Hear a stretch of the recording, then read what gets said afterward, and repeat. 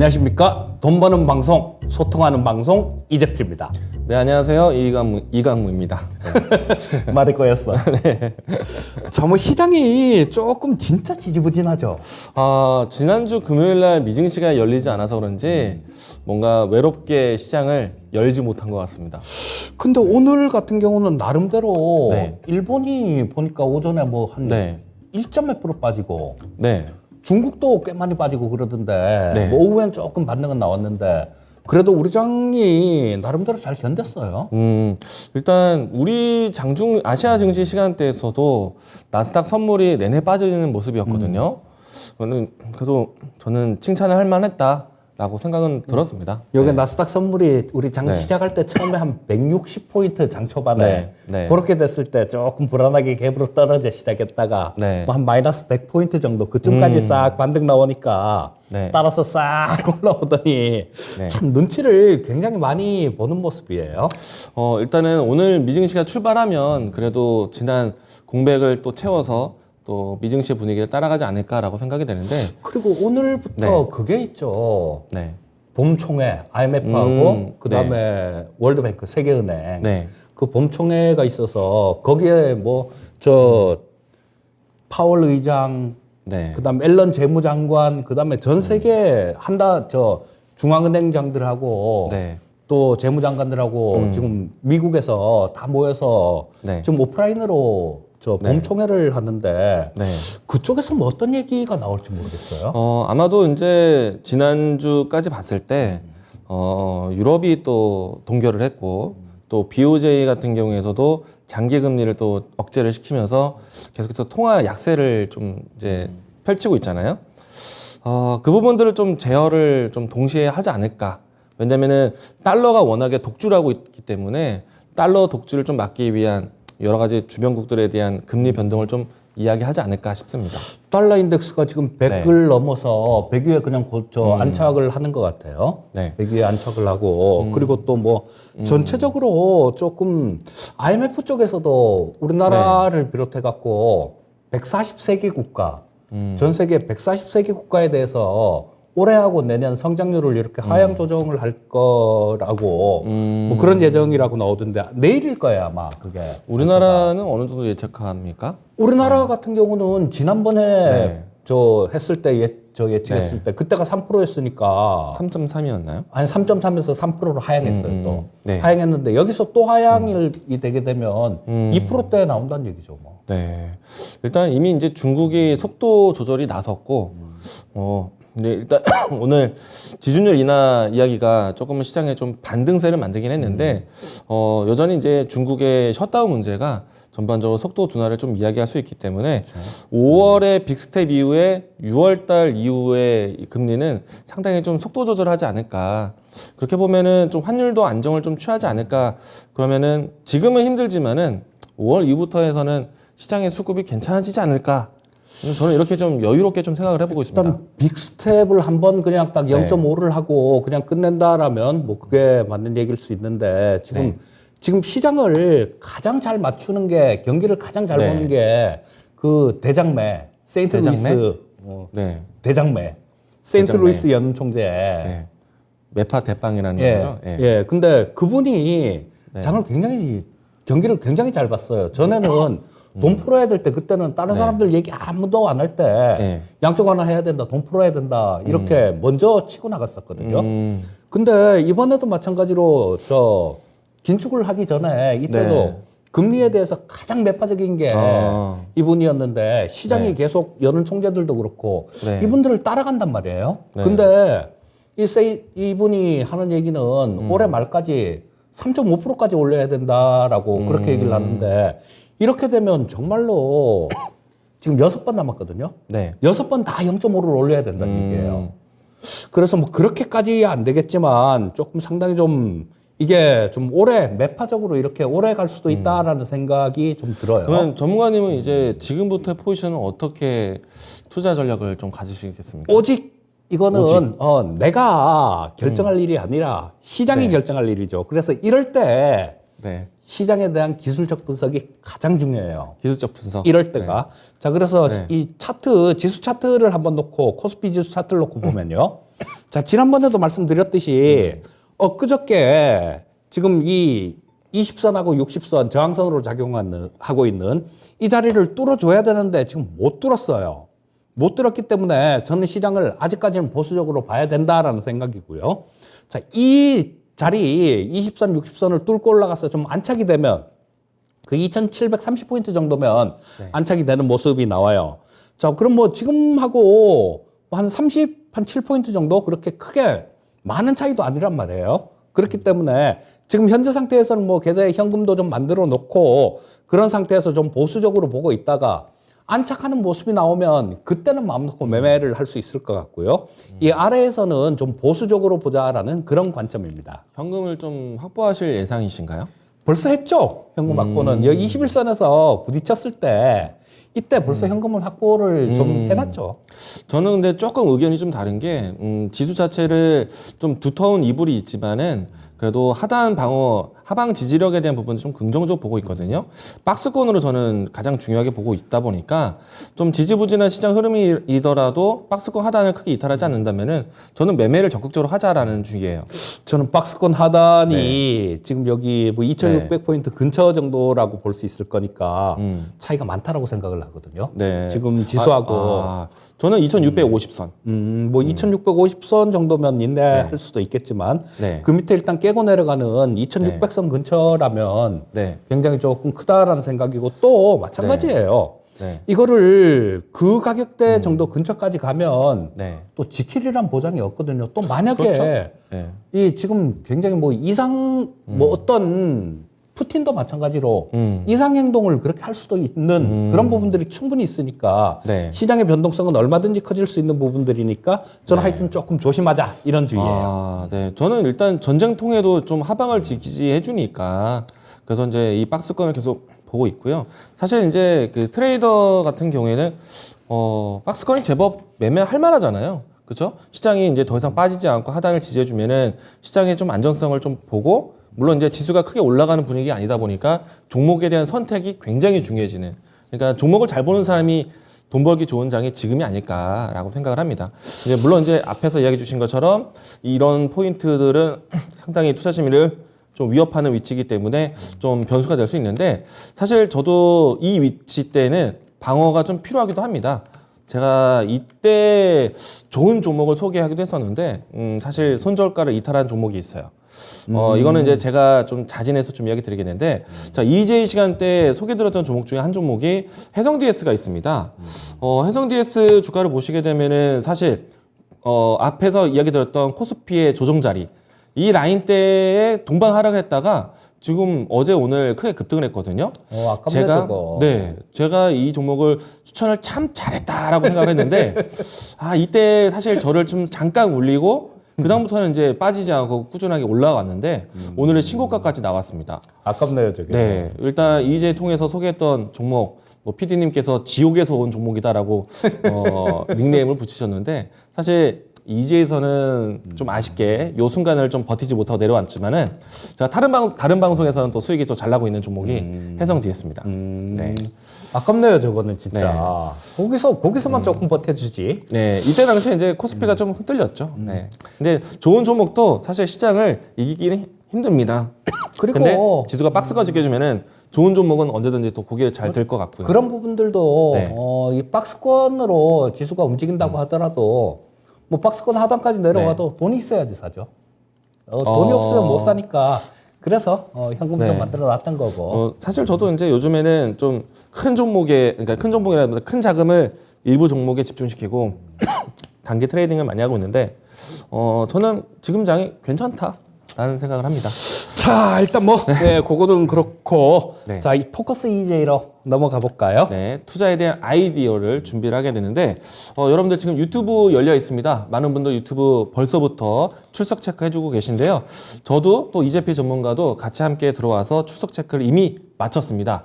많은 분들 지금 유튜브 들어오셔서 질문 많이 올려주고 계신데, 저는 오늘 포커스 EJ에서 반도체 얘기를 할 거거든요. 근데 이제 제가 이야기 꺼내기도 전에 반도체 질문이 또 먼저 올라왔어요. 제가 포커스 EJ 하면서 여러분들의 반도체 질문 또 모아서 또 설명드리도록 하겠습니다. 자, 포커스 EJ 출발해 보겠습니다. 네. 오늘 제가 말씀드릴 부분들은 물류 대란입니다. 자, 물류 대란 지금 뭐 보시면 중국이 조금 봉쇄를 하는 그런 과정에 있죠. 상해를 봉쇄를 하고 있는데 뭐 지금 시간이 꽤 오래 지났습니다. 뭐 단계적으로 봉쇄를 이렇게 푼다라는 그런 얘기는 하는데 아직까지도 뭐 완전히 풀지 못하고 또 저쪽이 지금 중국이 오미크론 쪽이 굉장히 좀 취약한 것 같아요. 이쪽은 원래 자국에서 백신을 개발을 했죠. 그래서 백신을 80% 정도는 맞았대요. 근데 그 백신을 우리가 믿을 수가 없잖아요. 중국에서 만든 거라서. 뭐 국제적으로 뭐 어떤 인정을 받은 부분들도 아니고. 근데 뭐 이런 것들 조금만 확산이 되면 꽁꽁 이래 싸매고 그러는 걸 보면 뭐 그 백신이 그렇게 자신이 있으면 그렇게 하질 않겠죠. 자, 그래서 상해가 봉쇄가 장기화되면서 또다시 물류가 비상인 그런 상황입니다. 자, 다음에 그림을 한번 보게 되면요. 자, 저기에 지금 노란색으로 이렇게 찍혀 있는 부분들, 이런 부분들이 배가 좀 이렇게 정박해 있는 그런 부분이에요. 자, 저기 노랗게 좌측 아래 저기가 상해인데요. 자, 저기 완전히 노랗게 막 꽉 찍혀 있죠. 근데 저기에 지금 항구에 배가 좀 지금 그 처음에 육상을 문을 꽁꽁 잠궈 놓으니까 이걸 물류를 운송을 해야 되는데 해상으로 다 갔던 건데요.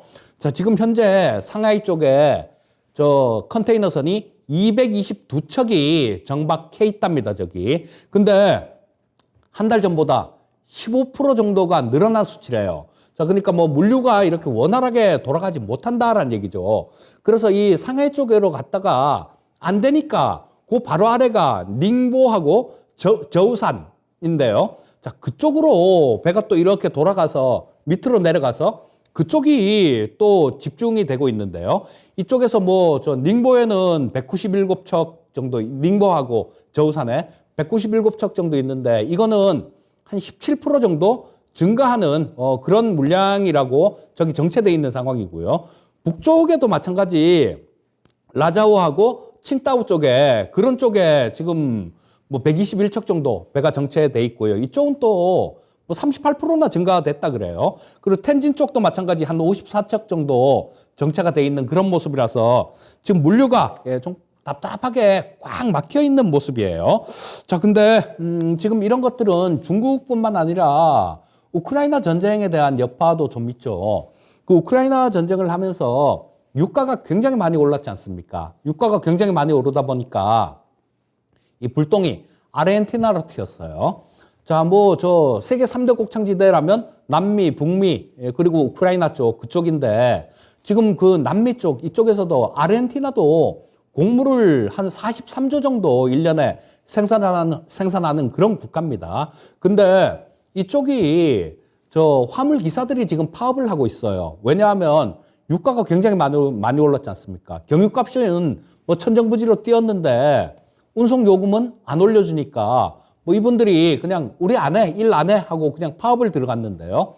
자, 지금 220톤 정도의 농산물이 항구에 그냥 쌓여 있다라고 얘기를 합니다. 그리고 그쪽에서 가장 큰 뭐 곡물 판매하는 그 업체 대표님께서는 하루에 1억 달러씩 손해가 나고 있다라는 뭐 진짜인지 거짓말인지 모르겠는데요. 하여튼 그런 얘기를 하고 있고요. 자, 그래서 지금 이 파업 같은 경우도 마찬가지 결국은 뭐 음식료, 먹거리 이런 얘기를 계속 해드리고 있는데요. 결론은 이 물류 대란이 먹거리 쪽으로 연결이 또 될 것 같아요. 그리고 지금 중국이 상당히 답답할 겁니다. 중국에 중국 사람들이 먹는 그 곡류의 한 30% 정도를 우크라이나에서 수입을 했어요. 우크라이나에서 수입을 했는데 그 우크라이나가 지금 곡물에 대해서 수출을 안 합니다. 그러니까 뭐 이걸 어디서든지 사야 되는데 미국 쪽에다가 지금까지 뭐 저 배짱 부리면서 안 샀는데 미국 쪽에다 손을 벌려야 될 수도 있을 것 같고요. 또 저쪽 남미 쪽 아르헨티나 쪽 같은 경우는 물류가 안 풀려서 못 들어오니까 뭐 아마 중국도 지금 굉장히 좀 다급한 그런 상황일 겁니다. 다른 거하고 틀려서 이 먹거리 같은 경우는 그냥 저 정권이 전복되는 그런 사건일 수도 있습니다. 그리고 저 지금 나오는 화면 저거는 그 대안으로 스마트팜 관련되는 그런 그림인데요. 지금 화면에 나오는 부분들은 이따가 추천주 종목 시간에는 아마 저런 쪽을 제가 좀 말씀을 드릴 생각이고요. 자, 하여튼 우리 그 2010년도에 있었던 아랍의 봄 있죠, 여러분들. 그 아랍의 봄이 2010년도부터 11년도 그때 저 농산물 가격, 먹거리 가격이 식료품 가격이 급등하면서 그게 촉발이 됐는데요. 자, 그때 당시에 유엔 식량기구에서 발표한 게 한 131.8 정도 됐습니다, 지수가. 근데 지금 저 4월 8일 날 발표한 게 159.3이에요. 그때 아랍의 봄 때보다 지금이 훨씬 더 심각한 그런 상태다라는 겁니다. 그래서 이 먹거리, 음식료 관련되는 업종들 이런 쪽은 계속해서 좀 관심을 가질 필요가 있고요. 자, 처음에 말씀드릴 종목은 대상입니다. 자, 차트를 보면서 좀 말씀을 드리면요. 자, 이 대상은 그런 쪽이죠. 뭐 주로 장류, 뭐 이런 것들을 주로 만드는 회사인데 뭐 조미료, 뭐 이런 것들 미원이 대상이죠. 그리고 장류 이런 것들을 하는 그런 기업인데 자, 뭐 전에 지난주 금요일 날 샘표 이런 것들 신성홀딩스는 상한가 같고 샘표 뭐 이런 것도 뭐 한 두 자릿수 장중에 이렇게 급등을 했는데요. 자, 이 대상은 안 움직였어요. 왜 안 움직였느냐? 종목이 좀 커서 그래요. 자, 종목이 뭐 시총 1000억 되는 것들 이런 것들은 빨리 움직이고 빨리 내려오는 그런 경향이 있죠. 근데 이 대상 같은 경우만 하더라도 좀 규모가 있으니까 그렇게 급하게 움직이진 않습니다. 그리고 이것도 대상도 제가 옛날부터 좀 많이 좀 좋아했던 그런 종목 중에 하나인데요. 자, 요 대상 같은 종목들은 그냥 꾸준히 실적 부분들이 좋아지면서 꾸준히 우상향할 수 있는 그런 종목이다라고 보시면 좋을 것 같고요.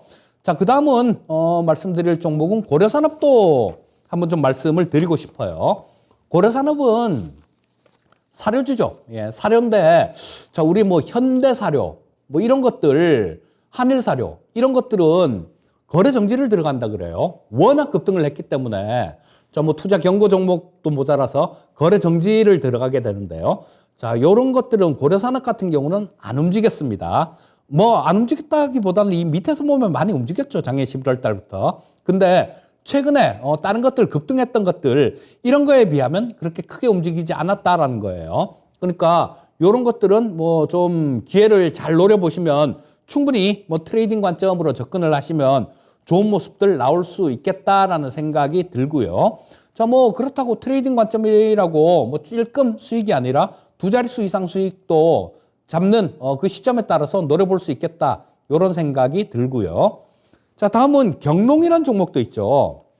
지금 제가 이 EJ 시간에 가장 처음에 추천드린 농업 관련 종목이 조비를 추천을 드렸었죠. 그거 조비 벌써 그 목표가 도달하고 상당히 좋은 모습을 보여줬는데요. 오늘도 마찬가지 뭐 신고가가 나왔죠. 근데 이 경농은 조비의 최대주주입니다. 최대주주고 또 이 경농은 농약 같은 거를 만드는 회사예요. 그 일정 부분 시차를 두고 조비가 먼저 움직이고 일정 부분 시차를 두고 경농이 나중에 따라 움직이는 그런 경향이 상당히 강하게 나타납니다. 그리고 올여름에 또 뭐 장마, 뭐 태풍, 뭐 이런 것들 날씨 관련되는 그런 부분들이 있을 때 한 번씩 또 투기적으로 움직이는 그런 경향이 좀 있으니까요.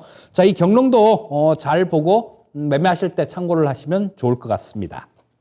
네, 일단은 뭐 처음에 이 러시아 우크라이나 사태 때문에 좀 주목을 받았지만은 실질적으로 기업들의 이 영향력은 사실 적은 기업들이 아닙니다. 그렇죠? 그렇죠. 예전에 한번 그 종자 가격에 대한 이야기를 건네주신 적 있잖아요.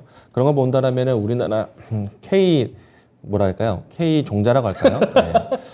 K 종자 좀 이상하다. 네. 그런 말이 뭐 무슨 상상하신 건가요? 네, 일단은 요즘에 이제 합성 비료라든지 이런 부분들이 굉장히 좀 기술 평가를 잘 받고 있어서 우리나라 기술이 저기 북미 쪽으로도 잘 간다고 하더라고요. 예. 네, 뭐 그래서 K 종자 네, 기대해 보겠습니다. 자, 일단 이 물류 대란에 대한 이야기를 건네주셨는데 실질적으로는 좀 최근에 인플레이션 뉴스가 좀 나올 수 있는 내용이기도 하거든요. 그렇죠. 네, 만약에 이제 이와 같은 배경이라면은 지금 같이 소개해준 종목들 말고도 탑픽으로 보는 섹터들이 좀 있으실까요? 그쵸. 뭐 지금 이 EJ 시간에도 네. 관련주들 좀 추천을 많이 드려서 수익도 굉장히 좀 크게 이렇게 내드리고 그랬는데요. 네. 자, 여기서는 지금 오늘 탑픽은 신세계 푸드를 좀 말씀을 드리고 싶습니다. 네, 음식료 쪽이죠. 그렇죠. 네. 이 신세계 푸드는 이 원재료 소싱하고요. 그다음에 뭐 가공, 물류, 영업, 판매 뭐 이런 것까지 전부 다 수직 계열화를 다 만들어 놓은 그런 기업입니다. 네. 자, 그리고 뭐 유통이나 급식, 베이커리나 외식 같은 이런 사업하고 있는 전 부분에서 뭐 최고 수준의 경쟁력을 보유하고 있는 그런 기업이다라고 보시면 좋을 거고요. 자, 지금 우리 이제 거리두기 완전히 다 풀었지 않습니까? 방역 제한을 거의 다 풀었으니까 저 급식 같은 것들 이런 것들은 완전히 정상화가 될 거예요. 자, 그러면 이 급식 시장이 회복이 되면서 거기에 따라서 또 매출이 상당히 좀 늘어날 수 있는 그런 부분들이 있고요. 또 자, 무엇보다도 주가 제가 좋아하는 것들이 그런 종목들을 좋아합니다. 첫 번째, 급등하지 않았을 것. 이제 필 받은 종목이 아니라 필 받은 종목은 저만큼 가 있는 거고요. 필 받을 종목이죠. 아직 안 올라 있는 앞으로 좀 강한 모습을 보여줄 수 있는 거. 그런 거 하고 또 내재 가치에 비해서 주가가 비싸지 않아야 돼요. 비싸지 않아야 되고 실적 부분들이 늘어날 수 있는 거. 자, 요 정도를 거의 요런 종목들을 굉장히 좋아하는데 거기에 부합하는 종목이다라고 볼 수 있을 것 같아요. 자, 뭐 지금 현재 뭐 실적 부분들 늘어날 수 있는 부분들은 조금 전에 좀 말씀을 드렸고요. 자, 뭐 이게 2,900억 정도 시가총액이 되는 회사인데 뭐 올해 저 매출액 예상치가 뭐 한 1조 4천억 정도 그 정도 매출액 예상치가 나오고 있고요. 자, 뭐 일단 영업이익도 마찬가지 전년도보다는 좀 상당히 좀 늘어나는 그런 모습을 보일 겁니다. 자, 그렇게 되면 성장을 하는 작년보다 나을 수 있는 그런 여건도 되는 그런 기업이고 또 지금 뭐 2,900억 정도인데 뭐 한 300억 이상 번다라면 주가 자체가 지금 비싸지도 않다라는 거예요. 비싸지도 않는 수준에다가 그렇게 크게 올라온 게 없죠. 이제는 뭐 오늘 조금 이렇게 양선을 좀 뽑으면서 윗꼬리를 조금 달기도 했는데요. 자, 이제 바닥에서 꿈틀거리면서 좀 올라오는 종목이니까 뭐 그래서 오늘의 탑픽은 신세계 푸드로 말씀드리겠습니다. 네, 저도 식자재 유통 관련된 종목들을 상당히 좀 주목을 관심 있게 보고 있거든요. 오늘 같은 날에서 CJ 프레시웨이는 또 신고가를 갔어요. 그렇죠. 그렇기 때문에 앞으로 이 식자재 유통에 대한 관심이 사실은 이제 어떻게 보면은 해외 쪽에서 물량을 좀 가져와서 그렇죠. 국내에 푸는 역할을 하다 보니까 이들 기업들에 대한 뭐랄까 이제 그 역할에 대해서 상당히 높이 평가하고 있는 것 같고요. 신세계 홀딩스는 네. 저런 것들을 하거든요. 해외에서 사서 그게 네. 지주회사뿐만 아니라 해외에서 물량을 확보를 해서 전 세계로 이렇게 풀고 우리나라에도 풀고 네. 그러면서 지난주 금요일 날 상한가도 치고 그랬어요. 네. 그래서 저도 이제 식자재 유통 쪽에서는 또 푸드웨이를 또 좋게 보고 있어요. 근데 오늘 푸드웨이이 또 급등세를 보였는데 이런 기업들이 이제 순환매적으로 나온다면은 신세계 푸드에 대한 추세 전환도 기대를 봄직하다. 그러니까 저런 그림은 네. 오늘 별로 안 좋아하고 한 며칠 전이었으면 좋다 그랬겠죠, 제가 며칠 전에 타방송에서 추천을 했습니다. 그래요? 네. 이게 제 종목입니다. 며칠 전 같았으면 지금 오늘 같으면 안 사요. 오늘 네. 같으면 뭐 네. 저거 쫓아갈 일 없고 네. 좀 눌림목을 기다리겠죠. 며칠 전에 같았으면 참 네. 이뻤네요. 그림 자체가. 일단은 음식료에 대한 관심이 나올 때 저는 식자재 유통을 좀 중요하게 봤거든요.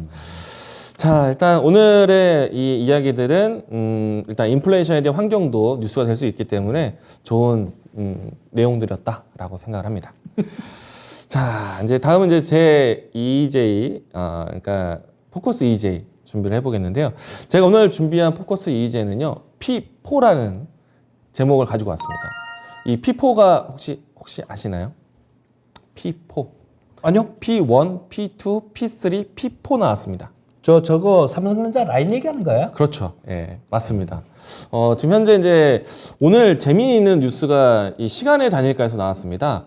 여러분들, 저는 오늘 이 뉴스 보면서요, 상당히 너무 이제 좀 가장 재미있는 뉴스가 아니었나라는 생각을 합니다.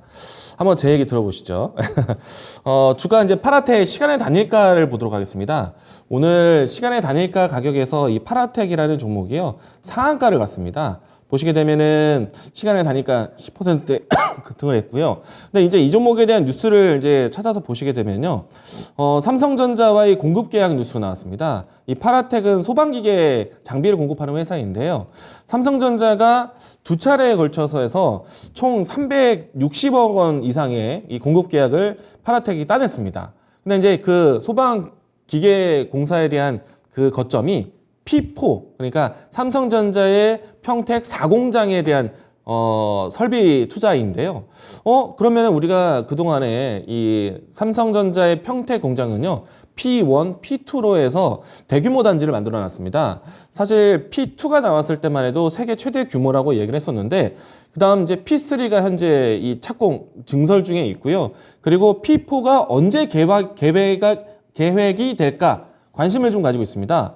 그런데 이제 오늘 파라텍을 통해서 삼성전자가 드디어 P4 계획에 나섰다. 그러면은 지금 가장 중요한 거는 미국에서부터 중국과 주요 국가의 물류 대란, 앞에서 좀 이 식량 쪽으로 이야기를 주셨는데, 물류 대란 병목 현상이 상당히 극심한 게 또 반도체이기도 합니다. 자, 그래서 이제 최근에 TSMC라든지 아니면 인텔이라든지 아니면 또 마이크론, 최근에 우리나라 같은 경우에는 삼성전자의 투자 계획은 언제 나오는가에 대해서 관심 있게 보고 있었거든요. 증설에 대한 모멘텀을 크게 뉴스가 될 것으로 보고 있는데, 이 파라텍에 대한 급등 뉴스를 통해서 삼성전자의 P4 계획에 대해서 이미 우리가 이제 짐작할 수 있게 되었다라고 보시면 될 것 같습니다. 관련된 뉴스나 관련된 좀 화면들 좀 보도록 하겠는데요. 우선 이제 P1, P2 생산 공정에서 P3, P4 앞으로 P6까지 만들 것으로 예상을 하고 있는데, 정말 이제 평택 기지에 대한 생산 라인 증설이 앞으로 좀 눈앞에 다가왔다라고 생각을 합니다. 자, 우선은 이제 기간적으로 봤을 때요. 지난해 8월에 이제 이 P2가 가동되기 시작을 했고요. 그리고 동시에 P3 공장이 착공에 들어갔습니다. 그리고 이제 12월 달부터 P4가 언제부터 이제 증설 계획을 가져갈까에 대해서 많은 이 투자자들이 궁금했었거든요. 근데 이제 오늘 파라텍에서 소방 기계 설비를 P4에 한다라는 얘기. 자, 그러면은 이제 P4에 대한 이 거점에 대해서 공장 부지를 마련한 상태에서 이제 본격적으로 공장 증설에 나서는 것이 아니냐. 그러면은 올해 가을 하반기에 P3 공장이 가동이 될 것이고 동시에 바로 P4 계획이 나온다는 것. 자, 삼성전자가 지난해부터 해서 대규모 투자 준비를 하고 있거든요.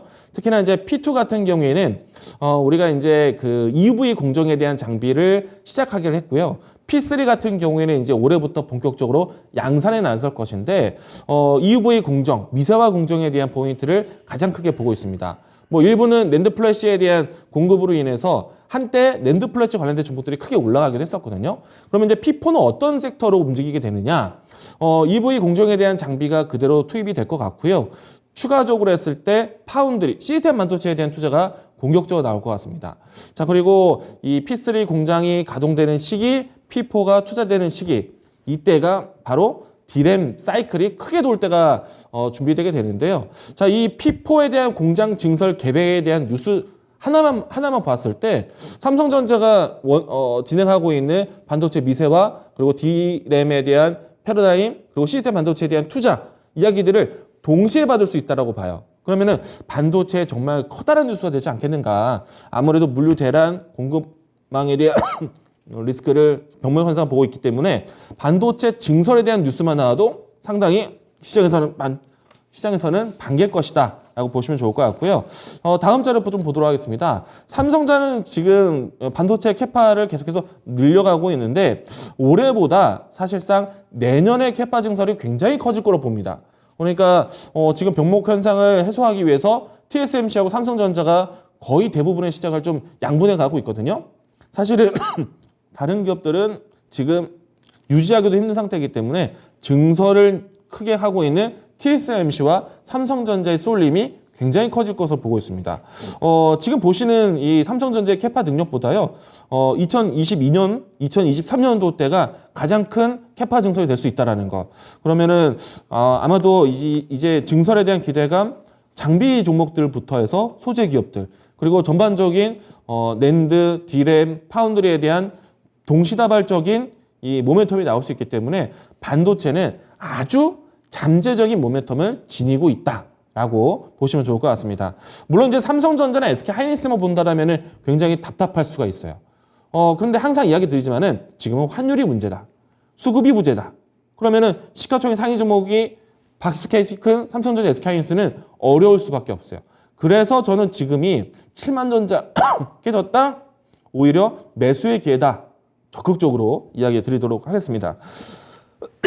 삼성전자와 SK하이닉스는 보지 못하더라도 사실은 주변 장비 종목부터 해서 새로운 모멘텀이 나올 수 있기 때문에 굉장히 큰 뉴스가 오늘 또 굉장히 재밌는 뉴스가 나왔다라고 이야기 드리도록 하겠습니다. 자, 장비에 대한 소식 좀 자료화면 보도록 하겠는데요. 삼성전자와 SK하이닉스에 대한 캐파 증설에 대한 뉴스가 장비 소재들에 대한 앞으로 실적 주의를 만들어주기 때문에 지금 SK하이닉스 같은 경우에는 M16 그리고 삼성전자 같은 경우는 P2 효과에 대한 부분들을 톡톡히 보고 있습니다. 근데 여기서 이제 올해 하반기에 P3 가동되고 그리고 그동안에 이제 P4에 대한 존재에 대해서 많은 이제 투자 관심을 가지고 있었는데 이번 파라텍을 통해서 P4에 대한 증설에 대한 계획도 우리가 좀 짐작할 수 있게 되었다라고 보시면 좋을 것 같습니다. 자, 그러면 어떤 기업들이 혜택을 받겠느냐? 그러면은 가장 삼성전자와 익숙한 기업들이 당연히 받을 것으로 보고 있고요. 그리고 반도체 공장 증설이 사실은 디램이라든지 시스템 반도체에 대한 공정이 상당히 다를 수가 없습니다. 비슷한 양상에서 이제 라인에 대한 이 선별인 것 뿐이지.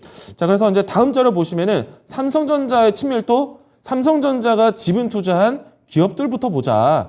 그러면은 대표적으로 여기서 장비 회사를 본다라면은 워닝 IPS라든지 워닝 홀딩스라든지 YIK라든지 KC텍이라든지 이와 같은 기본적인 삼성전자 친밀도 높은 장비 회사도 볼 수 있을 것 같고요. 그리고 전공정, 후공정 전체 라인을 증설할 수 있는 유진테크 이와 같은 기업들을 기본적으로 보실 수도 있겠다라고 이야기 드리겠습니다.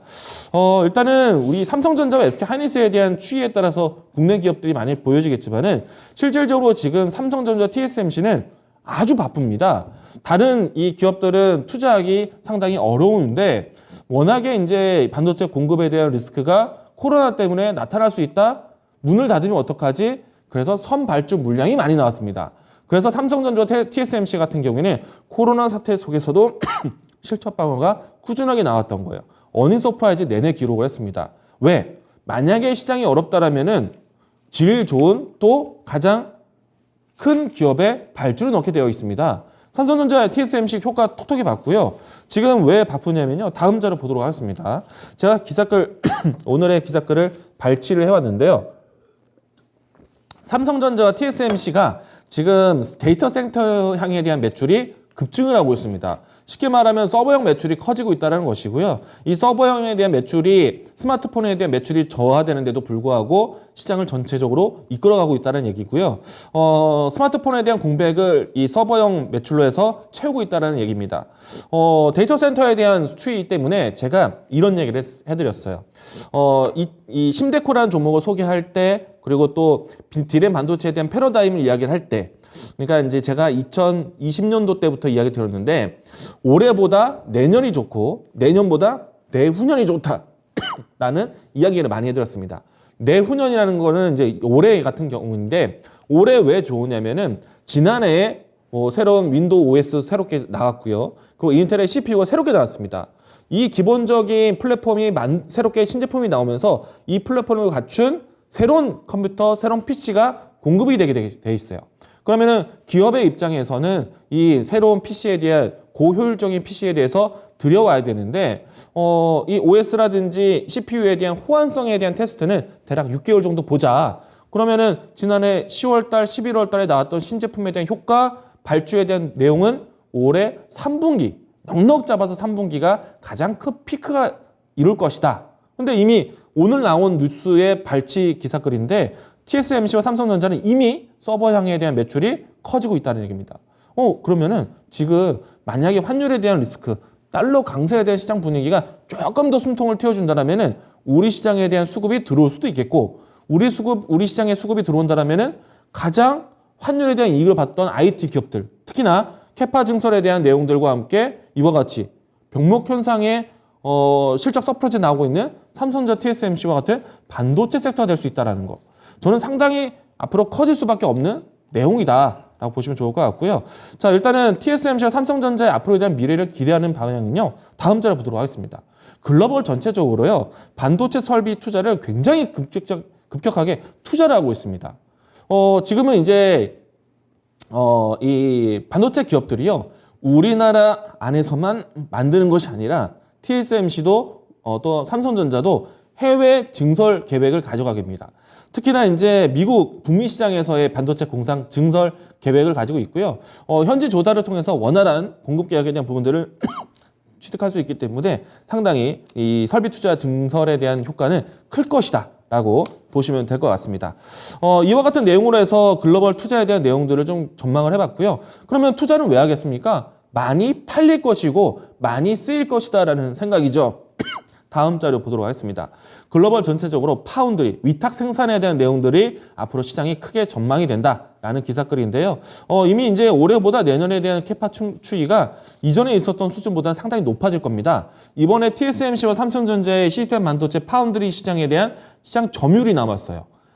물론 이제 과반수는 TSMC가 따냈지만은 지금 삼성전자가 TSMC를 추격하는 속도가 만만치가 않습니다. 지금 어제 나왔던 기사글 보시면은 TSMC가 정말 반 이상이다 라는 기사글을 보셨겠지만 제가 봤을 때는 삼성전자는 17%에서 18%까지 증설 이제 높아졌어요. 그리고 게다가 이 미세 공정화된 10나노급 이상의 미세 공정화된 반도체 시장에서는 삼성전자와 TSMC가 거의 동률을 이루고 있어요. 그런데 P3와 P4에 대한 공장 증설이 미세 공정화입니다. P3에서 10나노급이고요. 아마도 P3 이후부터 해서는 7나노급, 5나노급에 대한 증설 나올 수 있기 때문에 TSMC를 추격하기 위한 발판이 될 것이다. 그러면은 장비 공급에 대한 부분들이 굉장히 촘촘하게 들어가지 않을까라고 생각을 합니다. 이 부분들은 이미 이제 올해와 내년까지 준비될 것으로 보이기 때문에 장비 회사들 같은 경우에는 장기적인 모멘텀이 커지겠죠. 그래서 장비 회사들 좀 챙겨보시고 그 다음에 소재 회사들 그리고 낸드, 디램, 파운드리 모든 영역을 보자라고 긍정적으로 이야기 드리도록 하겠습니다. 자, 여기서 시청자 질문이 하나 올라온 게 있는데요. 네. 자, 그거를 조금 궁금증을 풀어드리고 넘어가는 게 좋을 것 같은데, 자, 마이크로프렌드, 저 7,000원에 네. 25%를 매수하셨다라고 얘기를 하는데요. 여기 프로브카드를 만드는 회사죠. 프로브카드는 그 반도체 웨이퍼를 검사하는, 거기 검사 부품을 얘기하는 겁니다. 근데, 자, 요게 지금 7,000원에 25%를 매수를 하셨는데, 이 최대 주주가 프로텍이네요. 프로텍이 30% 좀 넘게 갖고 있는 것 같은데, 이쪽이 내부자 거래, 그러니까 뭐, 대주주하고 네. 이 거래를 하면서 그거를 회계장부에 안 적었대요. 네. 그걸 안 적어갖고, 지금 뭐 거래 정지돼 있는 상태고, 맞아요. 프로텍도 뭐 상당히 좀 실적 부분들은 좋은 회사인데, 네. 좀 안타깝네요. 근데 검찰 조사를 받고 있는데, 네. 그 영향이 있는 건지, 그리고 또 매출액하고 이익이 좀 증가가 되고 있는데, 작년 같은 경우도 뭐 이익은 100% 이상 늘었네요. 근데 이게 잘 반영이 안 되는데, 뭐 장기로 보고 열심히 모으고 계시대요. 네. 이게 잘못된 선택인지 그걸 좀 얘기해 달라고 그런 질문이 올라왔나요? 이미 이제 제가 이제 유튜브 창에서 질문 주신 거를 답변을 좀 드렸거든요. 아, 그랬나요? 근데 이제 뭐 방송 전체적으로 이야기 드린다면은 사실 저도 이 분야가 상당히 앞으로 중요해질 거라고 봅니다. 왜냐면은 사실 마이크로 프렌드가 만들고 있는 제품군들이 정밀 진단에 대한 좀 이 장치에 대한 신호 전달이기 때문에 상당히 중요한 부분이다라고 생각이 되고요. 최근에 와서는 이와 같이 정밀 진단 장비에 대한 부분들이 굉장히 중요하거든요. 일단은 좋은 내용을 가지고 있으나 이 마이크로 프렌드에 대한 최대 주주인 프로텍에 대한 리스크가 상당히 아직까지는 불안하기 때문에 종목에 대한 리스크 관리는 좀 필요하지 않을까 생각이 되고 있고요. 그리고 이 프로텍 같은 경우에는 아주 중요한 거는 이 최대 주주에 대한 거래가 고의성이 있느냐. 물론 이제 이 부분들은 좀 이 시간을 거쳐서 발표될 거라고 보고 있습니다. 그렇기 때문에 마이크로 브랜드까지의 영향은 좀 앞으로 계속해서 좀 동반 반응을 받지 않을까라고 생각을 합니다. 네, 자 그럼 이제 뭐 잘 들었고요. 자 추천주로 한번 넘어가 볼까요? 자 추천주 넘어가겠습니다.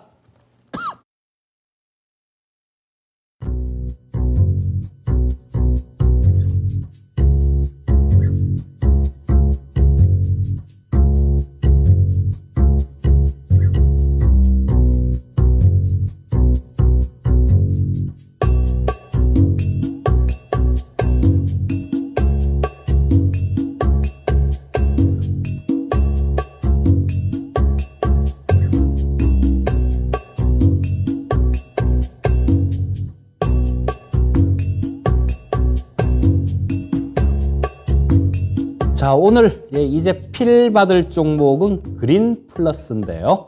자 뭐 앞에서 수익률 도표에서 보셨겠지만 처음에 뭐 84%짜리 한 게 있고 그 다음에 지난주까지만 하더라도 뭐 30%, 30%, 30% 이랬었는데 뭐 그 종목들이 점점 이렇게 올라오죠. 그래서 지금은 40%, 40%대 뭐 이렇게 올라와 있는데 저런 매매를 하셔야 됩니다. 저게 그냥 나온 게 아니라 기업이 기본적으로 실적은 됐는지 이 기업이 지금 현재 갖고 있는 가치에 비해서 주가는 싼지 비싼지 자, 싼 주식을 골랐기 때문에 저렇게 시간이 갈수록 계속해서 이렇게 꾸준하게 수익이 늘어가는 그런 형태로 진행이 될 수 있는 거죠. 자, 오늘 말씀드릴 종목은 스마트팜 관련 주식이다. 뭐 이렇게 보시면 됩니다. 근데 자, 정부에서는 이 스마트팜 등의 그 농업 분야 뭐 이쪽에서 디지털화를 본격 추진할 생각인 것 같아요. 자, 그리고 저 그린플러스는 우리나라 국내에서 유일하게 스마트팜 종목 중에는 스마트팜을 하는 회사들 중에는 유일한 상장 회사입니다. 그리고 선두주자예요. 그 지난번에 저 농산물 관련된 이런 얘기를 말씀드릴 때 우리 시청자님께서 뭐 저쪽 뭐 아랍 쪽 뭐 이런 쪽 사막에 뭐 농사 짓고 뭐 그런 것들을 물어보셨었는데요. 그런 게 바로 이 기업하고 관련이 있다라고 보시면 될 거고요. 실제로 작년에 처음 우리나라로서는 처음이죠. 이 스마트팜 관련되는 요거를 수출을 했어요. 수출을 했기 때문에 뭐 그쪽하고도 지금 사막 쪽에 여러분들 뭐 요새는 진짜 사막에서도 농사 짓습니다. 사막에서도 농사 짓고 또 땅이 없어도 수경으로 재배하는 부분들이 있죠. 이런 부분들이 있기 때문에 상당히 지금 식량난 때문에 굉장히 주목을 받을 수 있는 부분들이 바로 이 스마트팜이에요. 자, 그래서 지금 여기 그림을 아까 보여드렸던 그 그림 있죠. 아까 보였던 그림, 그러니까 좌측에 있는 게 저거예요. 농협의 저 종묘 육성장인데 위에 이쪽으로만 있고 여기는 없죠. 저게 열린 겁니다. 위에 이 천장이 이렇게 열리는 거예요. 아마 여러분들도 TV에서 좀 이렇게 보셨던 그런 기억들이 있을 겁니다. 뭐 날씨 좋을 때는 열어놨다가 뭐 좀 비 오고 뭐 그러려고 하면 또 이걸 닫아놓고 자, 그렇게 할 수 있는 그런 시설들 뭐 그런 것들을 거의 우리나라에서 제일 잘한다. 요렇게 보시면 될 거고요. 자, 그 옆에는 저게 딸기밭입니다. 그린 K팜인데요. 자, 요거는 자회사 90% 이상 92%든가 지분을 갖고 있는데 그 자회사 그린 K팜이라는 자회사에서 하는 농장이에요. 자, 근데 저기 딸기를 이렇게 1층, 2층, 3층 이쪽에도 1층, 2층, 3층 이렇게 짓고 공중에도 있죠. 자, 그래서 뭐 좁은 면적에서도 굉장히 좀 넓은 그 많은 양을 수확을 할 수 있는 그런 이점이 있겠지요. 또 마찬가지로 저런 것들을 그대로 아랍에미레이트나 뭐 저개발 국가들 뭐 이런 데다 그대로 옮겨 놓는다라면요. 저렇게 농사를 지을 수 있다라는 겁니다. 그리고 수확량들도 굉장히 많이 늘릴 수 있다라는 거예요. 그래서 지금 식량난 이렇게 얘기하는데 지금 아마 저런 쪽으로 발전해 가면서 인류는 또 이 식량난을 타개하는 그런 모습일 겁니다. 뭔 어려움은 항상 있었죠. 인류가 사는 동안은. 인류가 진화해오는 동안은. 근데 다 극복을 하면서 인류는 생존을 해왔으니까요. 앞으로도 식량난에 대해서 저런 쪽으로 성장을 할 수 있을 겁니다. 그리고 뭐 요게 저 그린 K팜은 저 딸기 농장, 스마트팜 딸기 농장을 하는 데가 그린 K팜이고요. 또 다른 자회사가 있는데 그린 피시팜이라는 회사가 있어요. 그린 피시팜은 100% 자회사인데 그쪽은 저런 겁니다. 장어 키우는 회사예요. 장어 양식장. 근데 장어도 뭐 얼마 전에 먹으러 가 보니까 되게 비싸던데요. 옛날에 와 이거 이렇게 비쌌나 싶을 정도로 굉장히 비싸던데 하여튼 맛은 있어요. 하여튼 그래서 저런 쪽들 저 스마트 저 팜하고 그다음에 장어 농장 뭐 장어 양식장 뭐 이런 것들을 하면서 저기서 기본적인 캐시카우가 되는 거죠. 그리고 또 뭐 알루미늄 재질로 만드는 것들 그런 것들 뭐 시공하는 것들 이런 쪽을 하고 있기 때문에 아마 그 저 지금 저 원자재 관련해 갖고 뭐 그런 저 이익 규모도 조금 아마 발생될 수 있을 걸로 그렇게 생각이 됩니다. 자, 그래서 요거는 정부에서 육성을 할 수밖에 없고 인류의 미래에 상당히 좀 도움이 많이 될 수 있는 그런 종목이다라고 보시면 될 것 같고요. 자, 일단 뭐 가격 전략을 좀 말씀드리면 저 시초가는 저 매수가는 내일 아침 시초가 정도로 보시면 될 것 같고요. 차트를 한번 보여드릴게요. 자, 차트를 한번 보여드리면 지금 여기서 우상향하는 그런 모습이 좀 쭉 나오고 있죠. 자, 그래서 지금 현재는 밑에서는 저 60일하고 저 120일 골든 크로스가 발생이 되고 있고요. 자, 위에서는 20일하고 240일 골든 크로스가 발생을 하려는 그런 모습이 나오고 있습니다. 자, 그래서 뭐 지금 현재 상태가 오늘 이렇게 조금 밀려서 음선이 났죠. 음선이 났기 때문에 그렇게 좀 내일 아침에 잡기에도 그렇게 크게 무리가 없는 그런 모습이 아닐까 싶은 생각에서 들고 나왔고요. 뭐 아까 말씀드렸듯이 매수가는 시초가로 하시면 좋을 것 같고, 자, 뭐 목표가는 2만 원 정도로 잡으시면 좋을 것 같고요. 손절가는 14,800원 제시해 드리겠습니다.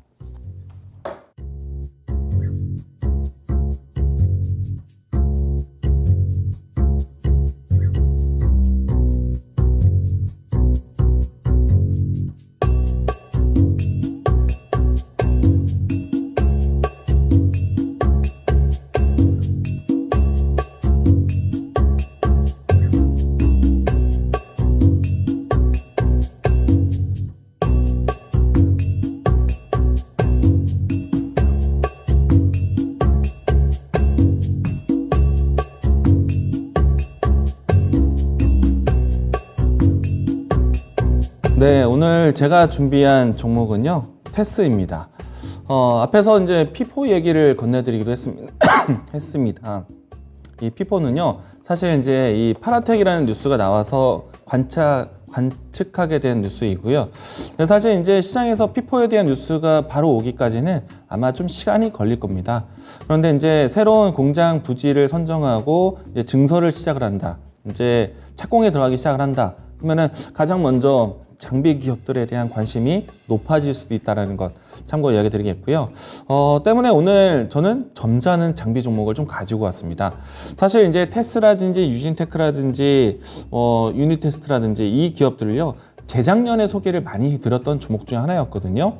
가장 기본적인 장비 회사 3인방이다라고 했었던 기억이 나기도 합니다. 자, 우선은 지금 현재 위치로 봤을 때는 주가 차트를 먼저 보도록 하죠.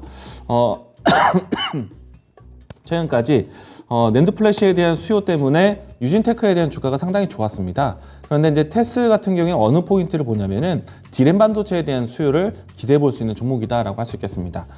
낸드 플래시에 대한 이 수요도 같이 받고 있는데, 일단 이제 앞으로 중요한 기술 중에 하나는요, 반도체를 작고 얇게 만드는 게 기술이다라고 제가 슬로건 이야기 드린 것 혹시 기억하시는 분들 지금도 계시겠죠? 반도체 작고 얇게 만드는 게 기술이다라고 말씀드렸는데, 그 얇게 만드는 것 중에 얇게 쌓아 올리는 게 또 중요합니다. 그 때문에 이제 증착 관련된 기업들을 보시는 게 상당히 중요한데, 디램 같은 경우에서도 이제는 증착하는 것이 이제 기술로 바뀌어가고 있고요. 낸드 플래시는 이미 일찌감치 증착한 증착하는 게 상당히 큰 기술 선도로 보고 있죠.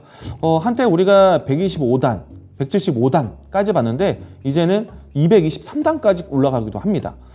이 때문에 이 증착에 대한 관련된 종목들을 찾는다라면은 증착 관련된 장비 업체들을 또 관심 있게 보셔야 되겠고요. 이 때문에 테스 종목을 선정을 해서 보고 있는데 이 종목에 대한 주가 차트를 보시게 되면은 이미 이제 일찌감치 다중 바닥을 만들었다고 보여집니다.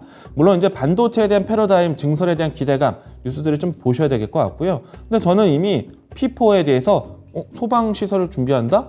이미 이제 앞으로 공장 본격적으로 증설한다고 보시면 됩니다. 장비 들어오겠구나라고 보시면 좋을 것 같고요.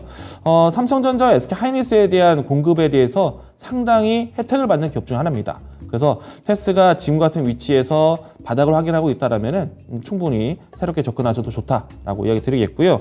자, 내년에는 올해 같은 경우에는 올해 3분기 때부터 해서 내년까지는 DDR5 디램에 대한 패러다임을 크게 볼 때입니다. 그래서 이제 관련된 종목 중에서 테스 보셔도 괜찮겠다라고 얘기 드리겠습니다. 자, 이 종목에 대한 접근은 시초가 이야기 드리도록 하겠고요. 1차적 목표가는 31,000원 라인대 많이 올라가는 자리까지 보도록 하겠습니다. 그리고 손절 라인대는 24,500원 제시하도록 하겠습니다. 자, 일단 방송은 나름대로 오늘 거의 끝나가는 것 같은데 목이 네. 많이 심한 것 같아요. 이게 코로나 후유증이 좀 올라가고 있는 것 같습니다.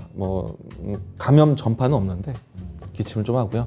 이재필 전문가님이 그 때문에 도라지청을 또 이렇게 챙겨주셨는데 이거 또 달라는 얘기 같은데? 아닙니다. 내일 한 통 더 갖다 드릴게요. 사실은 그동안 잘 먹고 있었던 도라지청이 요즘 뚜껑이 안 열려요. 왜? 이게 이제 앞에 뚜껑 입구 쪽이 네. 굳어버렸나 봐요. 그거 네. 힘으로 빡 하면 열리는데? 힘이 부족해서 나중에 한번 부탁 좀 드릴게요. 예, 알겠습니다. 네. 자, 일단 시청자님들도 지금 코로나 걸리면 애를 먹는 것 같아요. 이광무 전문가 보면. 시청자님들도 거리두기 제한 풀었다고 좀 방심하지 마시고요.